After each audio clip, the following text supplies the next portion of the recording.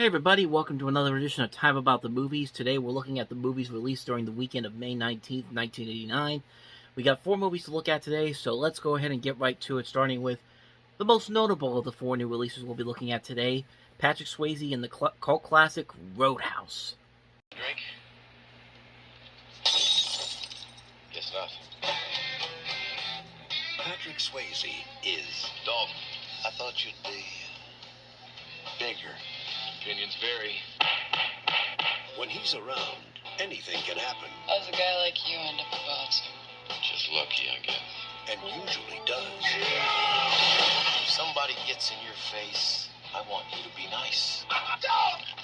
Don't be rude. Ask him to walk, but be nice. Help this gentleman to the door. Until it's time to not be nice. I guess you'll be having that fire sale now, all right? Got your hands full, kid. I just think I'm looking at a dead man. Patrick Swayze. For that line of work, I thought you'd be bigger. Gee, I've never heard that before. Roadhouse. Or as Peter Griffin would say, Roadhouse. What more can you say? It's friggin' Roadhouse, man. It's 80s action, cheesy, good time. I'm not even making words right now, but that's pretty much what Roadhouse is. It's a cheesy, good, fun, over-the-top action film that is... I mean, it knows what it is. It's one of those movies that came out around this time that knows exactly what it's trying to be. It's not meant to be taken seriously at all. It's supposed to be like this insane, fun, cheesy, over-the-top, fun adventure film, and it definitely is. It definitely is. It's definitely one of Patrick Swayze's most notable films, and for pretty much a good reason. Like, it's really hard not to like this movie. I mean, you could say, yeah, it's cliched, it's very generic story-wise, but it's just fun, man. It's just a fun, cheesy 80s action film. I mean, that's what it sells you. That's what it is, man. Like, it's just... I've got nothing else to say about it. It's just a fun, over-the-top, cheesy 80s action movie. It's got Patrick Swayze. What more do you need? Roadhouse. That's all I gotta say. So let's move on to the next movie, which is How I Got Into College. For getting into college. How do you think you did, Marlon? I don't know. Sure you did fine. Your skin will crawl, your heart will pound, your teeth will chatter, your bladder will fail, your brain will melt and run out of your nose. When one student tells how I got into college. Last year, a girl took up professional wrestling and she got into Yale. Remember when I said Roadhouse knew exactly what it was and what it was trying to be? Here's a movie that I think is trying to tell you what it's trying to be, but it's not really doing a good job at it. I mean, it's a comedy, but they sell it as more of a horror comedy in a way. You follow the movie's main premise is that you have this girl Jessica, played by a pre-practiced Laura Flynn Boyle. Actually, this is pre-Wayne's World. She's in this movie. It's her attempt to get into Ramsey College, and Marlon's the boy in this, Corey Parker, and they just... It's a weird comedy. Like, it tries to sell you... It's selling it to you as like a horror comedy in a way, like a 50s-style horror movie, but... Not even a 50s-style horror movie, a 50s-style horror comedy, but... The movie itself really doesn't have an identity to it. It's trying to be... The movie itself is trying to be more like a traditional romantic comedy in a way, but... I don't know. It just didn't work for me. Like, it didn't really work. You also have Anthony Edwards in here. You got a lot of cameos from notable people. Tom Kenny has a cameo in here.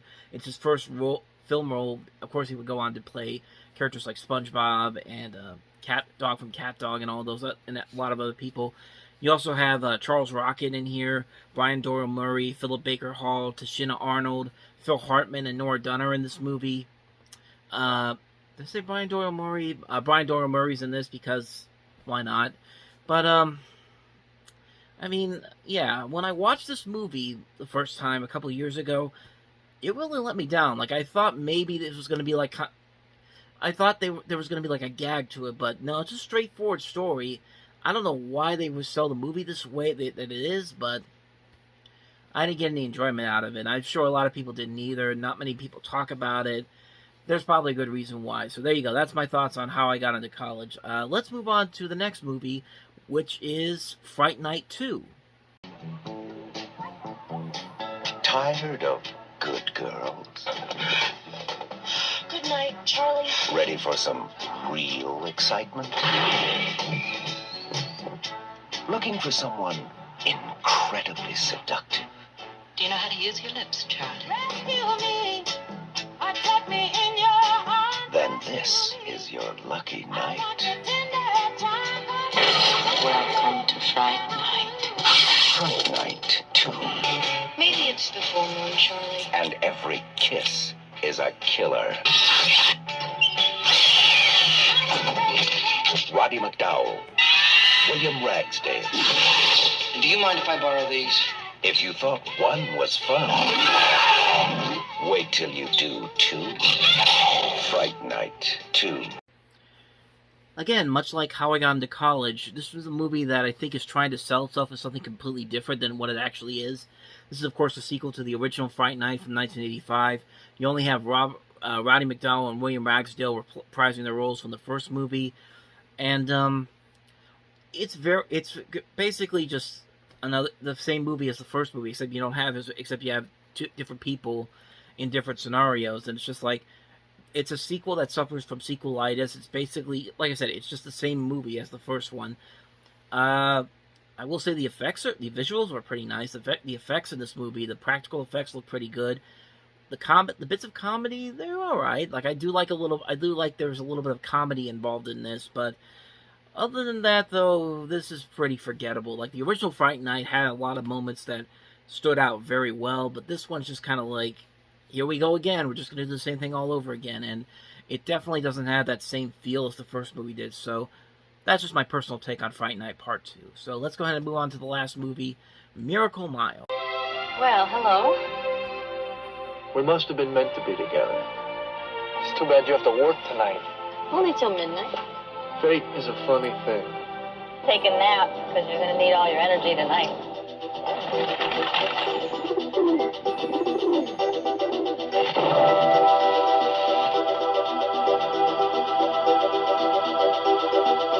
It was one of those strange nights. Finally meet the right girl and you blow it. That could ruin your whole day. In a big way. Dad, It's happening. This is it. This is really it. This is the big one. this is a joke, right? It's really happening! This can't be true. We'll all be dead if we don't get out of here. Nobody believes this, do they? Not me. Not Spongy. Make a list for me. People who would want to bring along. We gotta get Julie. Who's Julie? I love you. But nothing could prepare you for an experience like this. What is the truth, Harry? Miracle Mile. Listen, I'm just a guy who picked up the phone.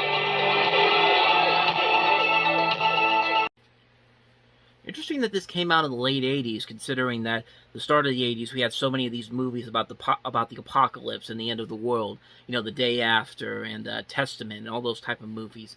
Actually, this movie has been lying in development hell for the longest time. I read it was about 10 years. Warner Brothers was originally going to do it, but Warner Brothers wanted to make it a big scale movie, but Warner Brothers didn't want to trust this director, who was a first time director on here. And so he had to this director had to fund the movie himself, I think I'm pronouncing it right, Steve DeJarnot, I think it is. But, you know, I'm pleasantly surprised. Like, this movie really came out of nowhere for me, and I gotta say, I was really impressed by it. I like the way that they that this movie is shot in real time. It doesn't feel fake whatsoever. The visual look of the movie is very stylish. I like the cast in this movie. You've got Anthony Edwards, this is the second movie that came out this weekend after How I Got Into College. You also have Mayor Willingham, Michael Williamson, Denise Crosby, Peter Berg, Kurt Fuller's in there, Lucille Bliss. And, yeah, I like the visual style of this movie. I like the way this movie looks. I like the way the film built up a lot of tension. There's a lot of great acting in this movie. It's definitely a very underrated movie. I don't think a lot of people really talk about it all that much, but Yeah, I think it's a really good movie. You can definitely find it somewhere out there on Blu-ray or DVD. I highly recommend checking out Miracle Mile. It might be even online, too. I haven't checked as of right now, but if it is, I'd highly recommend checking it out. So that's my thoughts on Miracle Mile. There was one more movie that came out this weekend for Queen and Country starring Denzel Washington. I was trying to find the trailer for it while I was looking for the trailers for the other movies that came out this weekend, but I couldn't find any. I could only find some clips, and, I mean, for the clips that I've seen on there, I mean, it looks alright. I'm not going to go into too much detail on it. I didn't even want to bother putting it in there if I can't find the trailer for it, so you can guys get a good idea of what this movie is. So, I just wanted to let you know that came out that weekend, too. So, other than that, that's going to wrap it up for this edition of Time About the Movies. Next time around, we get to the good stuff. One movie comes out next weekend, but it's a big one, man. Indiana Jones and the Last Crusade. I'm going to do a full review on this movie for the next episode. So definitely check that out. Thank you guys for watching. And as always, if you want to see more of these videos, check out the playlist on the next page and check out the previous episode. I'll see you guys tomorrow for the Indiana Jones and the Last Crusade review. And until then, take care. Have a good one, everybody.